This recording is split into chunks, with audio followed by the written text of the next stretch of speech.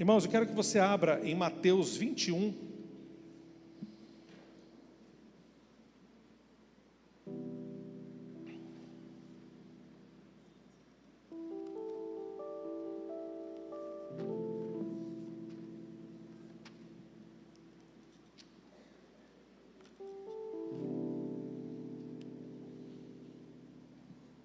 Vamos ler a nossa Bíblia em Mateus 21. Mas antes eu vou fazer, procure e quem achar, ore comigo. Eu quero orar por vocês todos. Senhor Jesus, que alegria estarmos aqui na Tua presença, mais um domingo. Quero te pedir agora que a Tua palavra vai ser ministrada. Eu quero pedir agora que a Tua palavra vai ser ensinada. Que o Senhor possa, meu Pai, trazer a revelação, trazer agora sobre todos nós o Teu Espírito Santo, para que possa revelar, Senhor, a Tua palavra e o Teu querer. Que os espíritos contrários, que as vozes na mente agora possam ser afastadas, que este povo possa receber, em nome de Jesus, a Tua unção e a Tua revelação, em nome de Jesus, amém. Vamos abrir, quem conseguiu abrir, irmãos?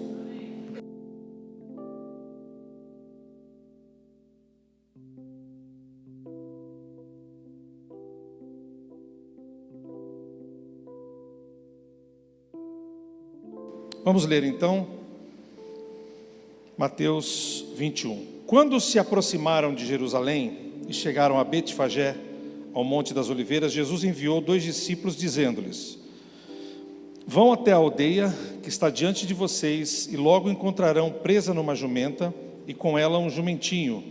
Desprendam e tragam para mim, e se alguém disser alguma coisa, respondam: o Senhor precisa deles. E logo ele deixará que vocês tragam os animais. Ora, isso aconteceu para se cumprir o que foi dito por meio do profeta: digam à filha de Sião: eis que o seu rei vem até você, humilde e montado numa jumenta, e num jumentinho, cria de animal de carga. Indo os discípulos, tendo feito como Jesus lhe ordenara, trouxeram a jumenta e o jumentinho. Então puseram em cima deles as suas capas, e sobre elas Jesus montou. E a maior parte da multidão estendeu as suas capas no caminho. E outros cortavam ramos de árvores, espalhando-os pelo caminho. E as multidões, tanto que as que iam à frente, adiante dele, como que as que seguiam, clamavam: Hosana ao filho de Davi, bendito o que vem em nome do Senhor, Hosana nas maiores alturas. E quando Jesus entrou em Jerusalém, toda a cidade se alvoroçou e perguntavam: quem é este? E as multidões respondiam: este é o profeta Jesus de Nazaré da Galileia. Irmãos queridos, nós estamos na semana que mudou o mundo. Não foi aquela semana em 1984, onde os Estados Unidos ameaçaram jogar uma bomba na União Soviética. Não foi aquela semana em que o mundo quase acabou. Não foi os mísseis de Cuba. Nós não vimos essa semana, na última semana da Segunda Guerra. Esta é a semana mais importante de todos os tempos. Quem acredita, diga amém. É a semana que mudou o mundo, quando Jesus, no domingo de Ramos, entra em Jerusalém e começa os seus últimos dias antes da cruz. É exatamente isso que nós vamos ver agora. Lembrar e imaginar as vozes do povo. Jerusalém estava abarrotada de gente. Eles fizeram um cálculo, um estudo, porque cada pessoa de cada família tinha que sacrificar um cordeiro.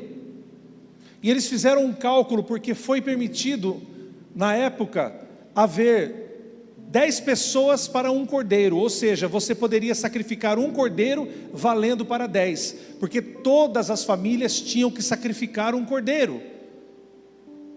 E esse cordeiro era amarrado no altar às 9 horas da manhã. Não ouvi nenhum glória a Deus. Eu vou explicar para vocês darem o glória a Deus. Jesus foi crucificado às 9 horas da manhã. A hora que o cordeiro foi amarrado no altar. E às 3 horas da tarde, o sacerdote sacrificava o cordeiro pascal. Às 3 horas da tarde, Jesus diz: Elohim, Elohim, lama sabachthani.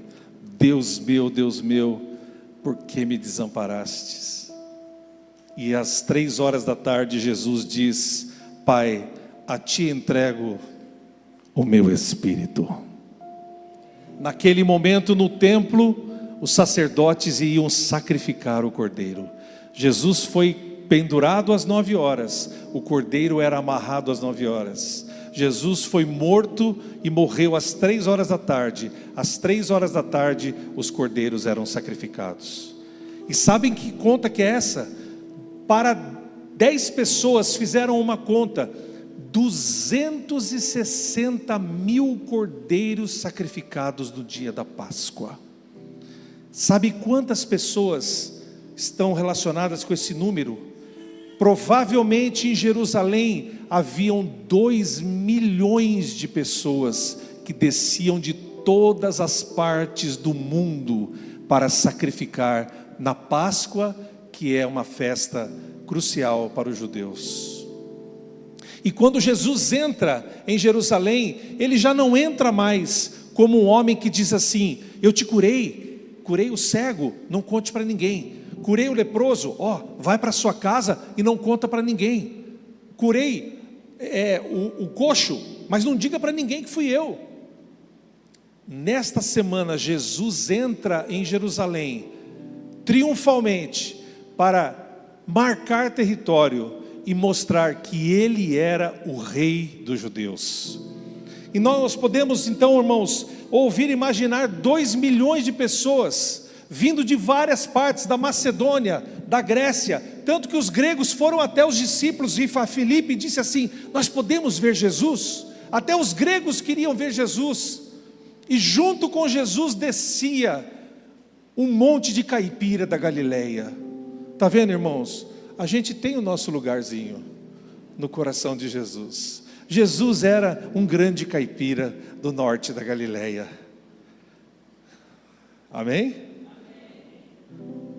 E junto com Jesus vinham os galileus que já conheciam Jesus. Vinham pessoas de várias partes. Jesus chegou a visitar mais de 200 cidades e pequenos vilarejos no seu ministério.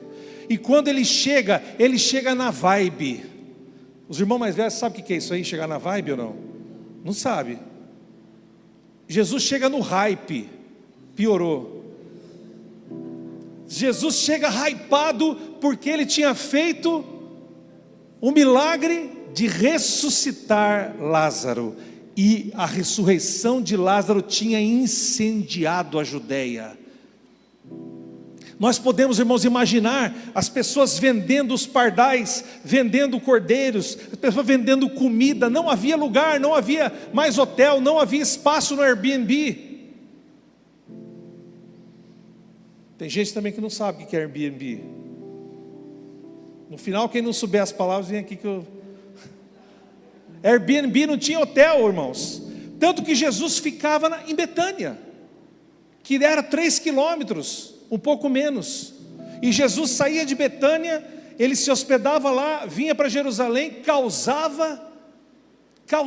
Jesus, esses 3 a 4 dias que Jesus começou na segunda-feira, ele chegou causando, irmãos. Ele chegou arrupiando o pelo dos fariseus. Só o livro de Marcos, 1/3 do livro de Marcos é só sobre o final da história, nos 4, 5 dias que Jesus esteve ali.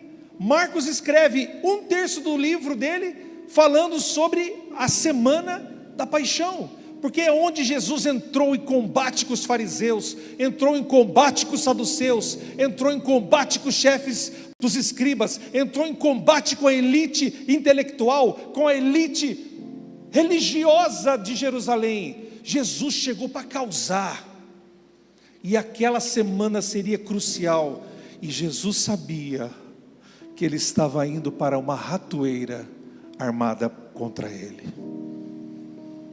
Quantos de vocês iriam para uma cidade em que vocês saberiam que vocês seriam mortos naquela cidade?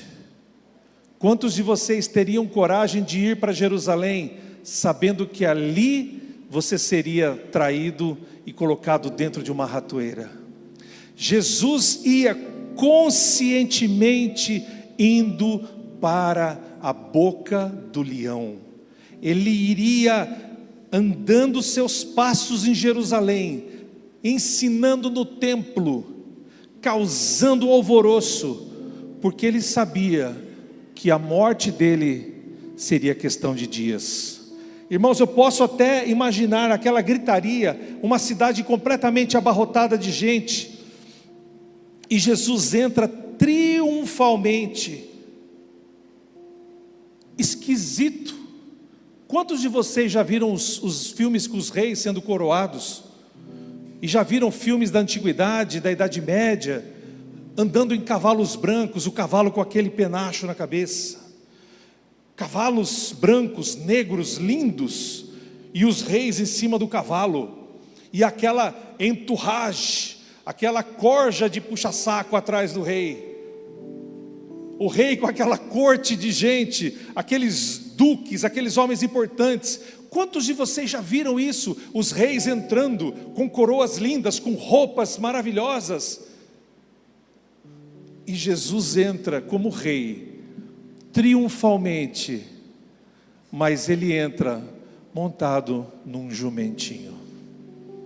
E por quê, irmãos? O que isso tem a ver com a nossa fé?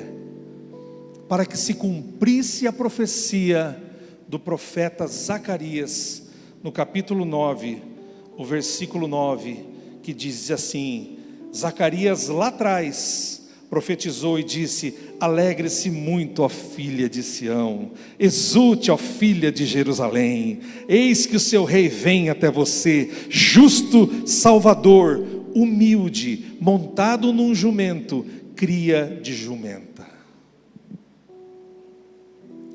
É a primeira vez na minha vida que eu vejo um rei entrando em cima de um jumento. Porque o jumento naquela época servia para aquele povo como carga. Alguns usavam para transporte e ele é usado para carga. Será que o imperador romano viria em cima de um jumento, irmãos? Será que Herodes, que estava ali na festa, andaria em cima de um jumento? Mas aquela cena, irmãos, é uma cena maravilhosa, porque descendo as curvas do Monte das Oliveiras, vinha descendo Jesus, e aquela gritaria, e com ele vinha, irmãos, uma multidão de pessoas gritando: Hosana ao filho de Davi, bendito é o que vem em nome do Senhor, Hosana nas maiores alturas. E vinha aquele trupé, irmãos, aquele apavoro, aquele trupé de gente, e as pessoas que estavam dentro de Jerusalém abarrotada começaram a sair nos portões para ver o que estava acontecendo. E lá de cima, um pouco antes, Jesus vê Jerusalém e o coraçãozinho de Jesus, porque ele era humano como nós, o coração dele, ele estava vivendo na mesma carcaça que eu e você. Ele chora e diz para Jerusalém: Jerusalém, Jerusalém, que matas e apedreja os profetas que te foram enviados.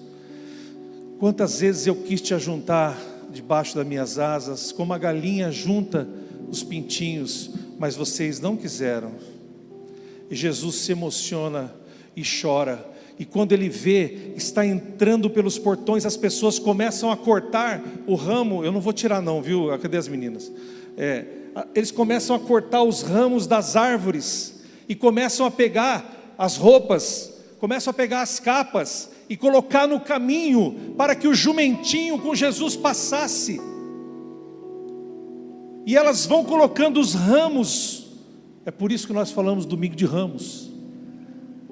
E aquele tapete de roupas e túnicas,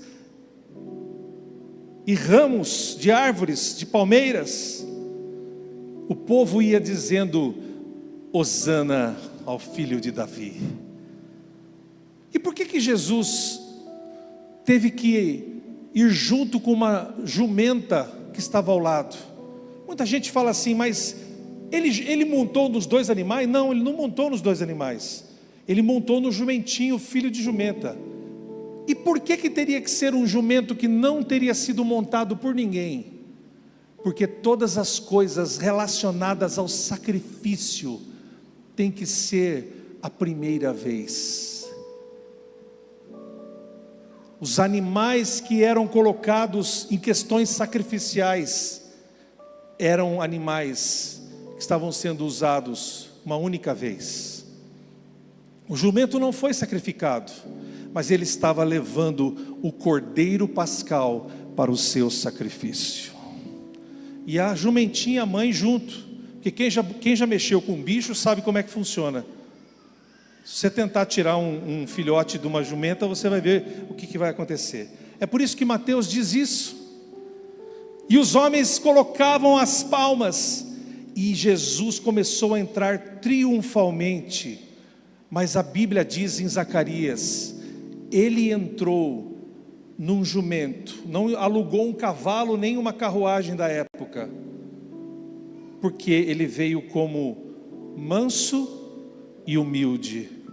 Mas não se engane, irmãos de Chavantes, preste atenção, a segunda vez que Jesus voltar e arrebentar a porta dourada que está fechada, Jesus vai voltar não mais num jumentinho montado em cima de panos e túnicas, ele virá num cavalo branco, e todo olho verá, e toda língua confessará que Jesus é o Senhor.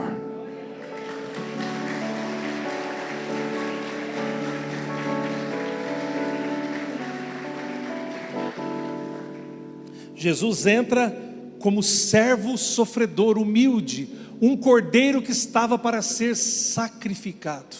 Irmãos, naqueles dias subsequentes, a segunda, na terça, Jesus põe fogo em Jerusalém. E os judeus já estavam por aqui com Jesus desde quando ele começou o seu ministério. Então eles se reúnem e dizem: de agora não passa. Jesus caiu dentro da ratoeira que os fariseus prepararam para ele, mas ele voluntariamente deu a sua vida. Mas irmãos, aqueles homens diziam assim: Hosana, e Hosana significa o quê? Salva-nos, salva-nos agora. A palavra Hosana virou até júbilo entre nós cristãos, mas o sentido original da palavra Hosana é: por favor, salva-nos agora. Então aqueles homens e mulheres gritavam com as palmas e diziam assim: salva-nos agora, Jesus. Mas que tipo de salvação que eles queriam? Eles viam que Jesus era um homem que poderia ser rei, que arrebatava multidões.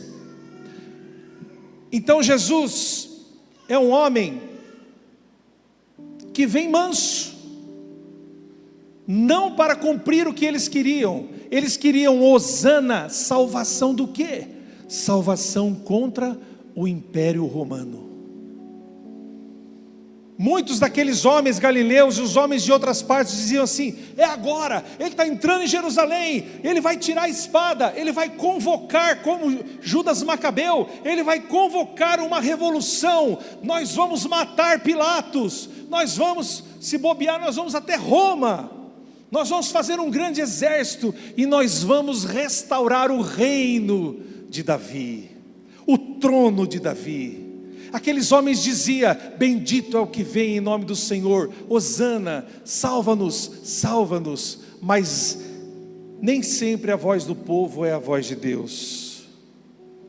Jesus veio sim para salvar, mas ele veio buscar e salvar todo aquele que se havia perdido. Ele não veio convocar um grande exército, ele não veio puxar a espada e derrotar Pilatos e os romanos. Ele não veio expulsar os romanos da terra, porque era isso que os judeus queriam. Ele veio salvar a mim, a você e a todo aquele que nele crê. É para isso que Jesus veio, porque haverá um dia, irmãos, em que Jesus voltará a Jerusalém, mas voltará como grande rei, e se assentará no trono em Jerusalém, e de Sião partirá, sairá o governo, e ele vai reger as nações com um cetro e uma vara de ferro, e nós, a igreja, vamos governar com ele. Você sabia que um dia você vai governar, irmãos? Sim. Eu já escolhi a cidade. Não sei se você é atendido. Porque a lei partirá de Sião. A lei dos homens não vai valer mais. O Congresso americano não vai valer mais. A lei partirá de Sião. Mas neste momento, eles queriam um governo que eles não iriam ter. As mesmas pessoas, preste bem atenção, que uma semana antes gritavam: Hosana, Hosana ao que vem em nome do Senhor, foram as mesmas pessoas que gritavam: crucifica-o, crucifica-o, crucifica-o. Por isso, a voz do povo não é a voz de Deus. Muitas vezes, irmão, nós estamos na igreja atrás de bênçãos, isso não é errado. Nós estamos na igreja atrás de milagres, mas isso não é errado. Nós estamos na igreja para que Deus conserte o casamento, isso não é errado. Para que Deus conserte a sua vida financeira, também não é. Nós estamos na igreja atrás de milagres. A igreja quadrangular tem um DNA de milagres. Mas tantas e tantas vezes nós esquecemos do principal motivo de estarmos aqui na igreja. É para servir e adorar ao Senhor Jesus, nosso Rei. Não é errado você vir buscar graças e bênçãos. É muito melhor aqui do que você tentar seus próprios métodos lá fora. Mas lembre de uma coisa, irmãos: buscai primeiro o reino de Deus, a sua justiça, e as demais coisas vos serão acrescentadas.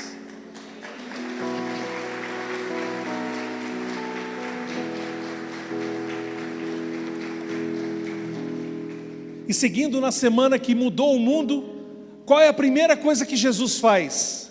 Ele vai no domingo e dá uma olhada no templo.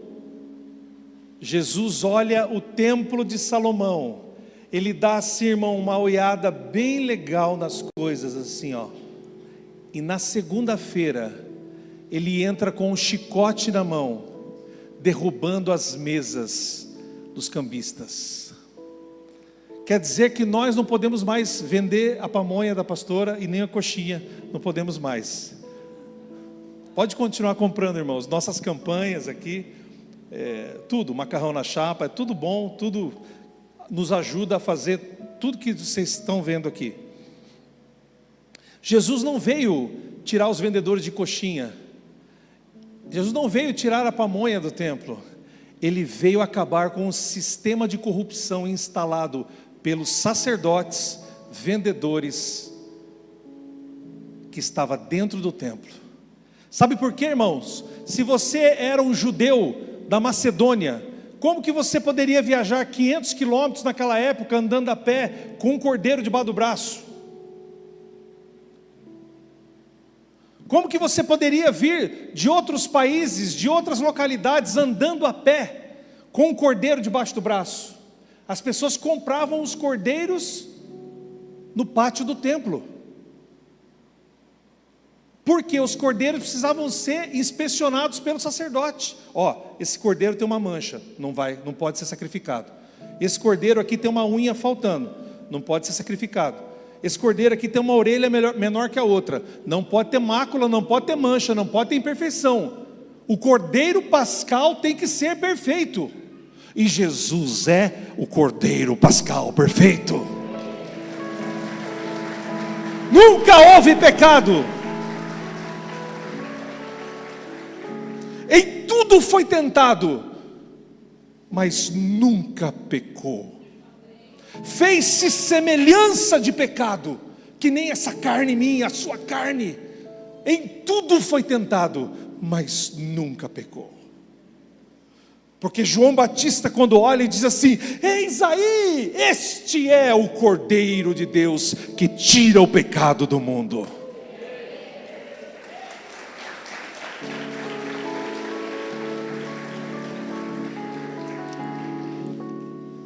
E você tinha que comprar os cordeiros fiscalizados pelos sacerdotes, porque os sacerdotes não iriam deixar. Você traz um cordeiro lá da Macedônia, você anda 500 quilômetros, o cara fala: esse cordeiro não vai valer. Aí não dá, né, irmãos? E para comprar o cordeiro, você chegava com moedas romanas, moedas que não eram ali do templo. E havia então uma casa de câmbio dentro do templo. Olha que ideia boa, irmãos. Você chegava com a sua moeda, você vinha com a sua moedinha romana, e o sacerdote falava: não, vai ali trocar, porque aqui a gente não aceita dinheiro impuro, só o nosso dinheiro, o dinheiro do templo. Você ia lá, na hora de você trocar o dinheiro, o que você acha que acontecia? Rolava uma taxa.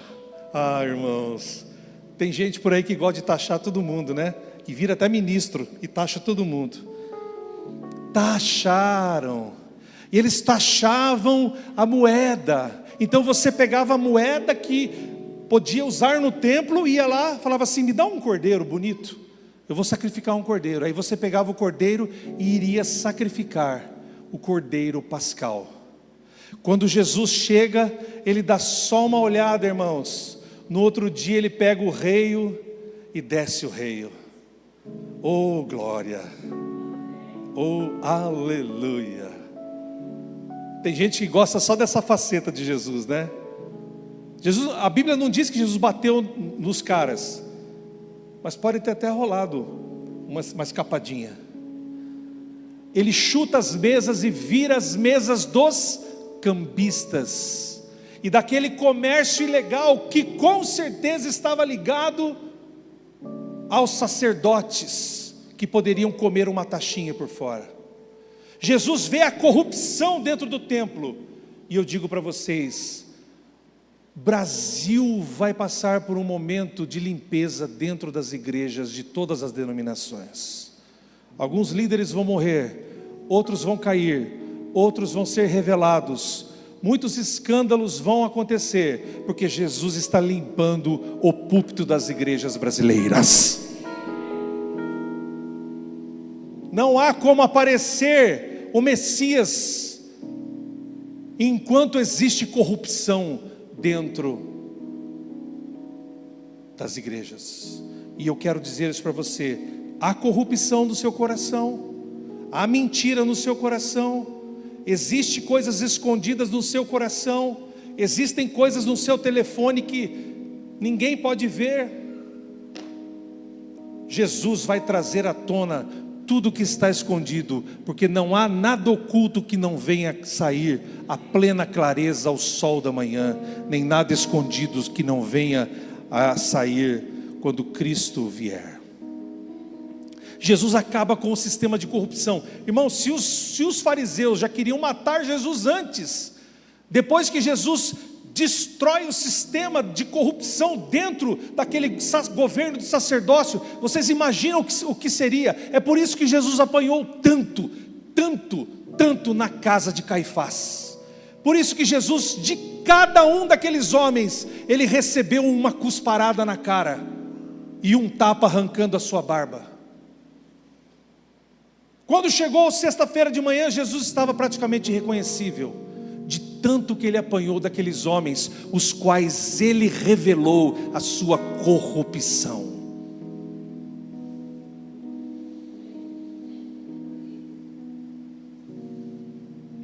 Mas não há limites para a traição. E um dia antes, o homem talvez mais inteligente, mais bem formado, mais culto e mais fino, Judas Iscariotes, que, irmãos, você que tem uma empresa, você que já abriu um negócio e precisou de funcionário, eu disse isso de manhã na quarta, se você fosse escolher dos 12 discípulos, talvez você fosse escolher Judas Iscariotes, que era um homem que não era da Judéia, era um homem mais fino, era um homem que tinha business, era um homem de negócios, era um homem com outra visão. Judas Iscariotes, ele destoava dos outros discípulos. De Pedro, imagina, irmão, você ter uma empresa e contratar Pedro. Imagina você ter uma empresa e contratar Tiago Boanerges, filho do trovão. Você contratar o Dídimo. Quem é o Dídimo? Não sabem? Tomé o gêmeo, um homem descrente. E o melhor perfil quem era? Judas Iscariotes, que era um homem que talvez tivesse até um diplominha da época. Ele era um discípulo diferenciado.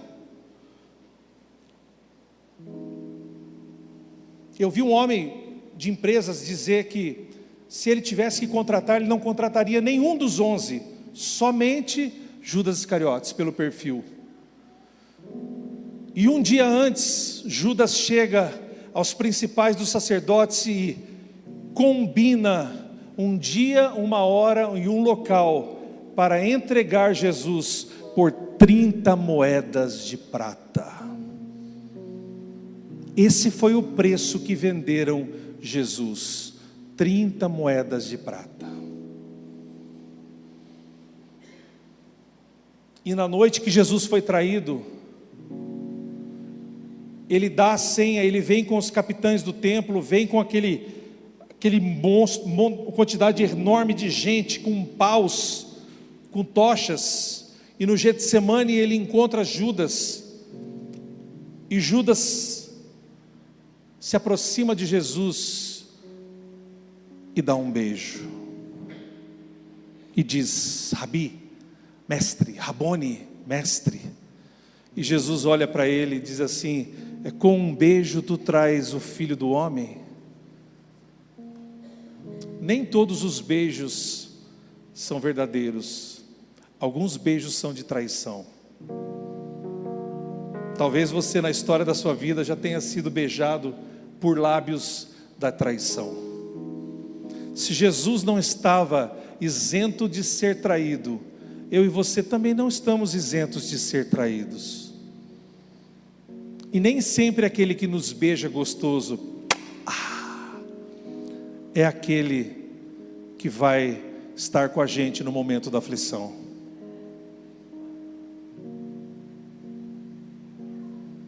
Judas entrega Jesus por 30 moedas de prata. E no dia 18, na sexta-feira da paixão, às 7:30 da noite, eu vou continuar essa história.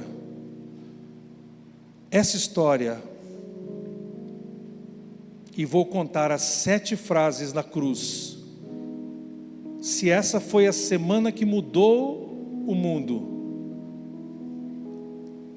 as 7 frases de Jesus mudaram a história da humanidade para sempre. Na sexta-feira da paixão, eu vou falar as 7 frases de Jesus na cruz do Calvário. Esta semana foi a semana que mudou a história da minha vida e da sua vida, porque Jesus, no final, ele não correu, mas foi em direção à morte, e morte de cruz, para que eu e você pudéssemos ter a vida eterna com Deus.